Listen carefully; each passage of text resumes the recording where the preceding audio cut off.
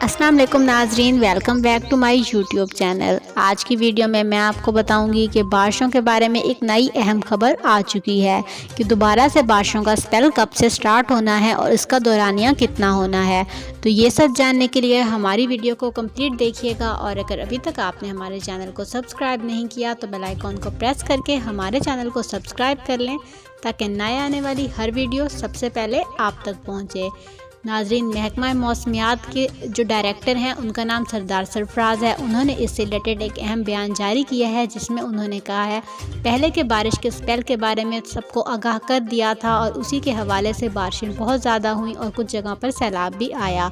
इसी हिसाब से नए बारिश के स्पेल के बारे में उन्होंने कहा है कि वो स्टार्ट होने वाला है, या वो जून की 30 को स्टार्ट हो जाएगा या फिर 1 जुलाई को, और इसका दौरानिया 3 से 4 दिन रहने वाला है। लेकिन इसके साथ ही अगर हम मानसून हवाओं की बात करें तो उनका ड्यूरेशन ज़्यादा होने वाला है। वो 1 जुलाई से लेकर जुलाई का पूरा महीना और इसके साथ ही अगस्त के भी पूरे महीने में चलेंगी, और इसके साथ ही 1 सितंबर तक ये दौरानिया जारी रहेगा।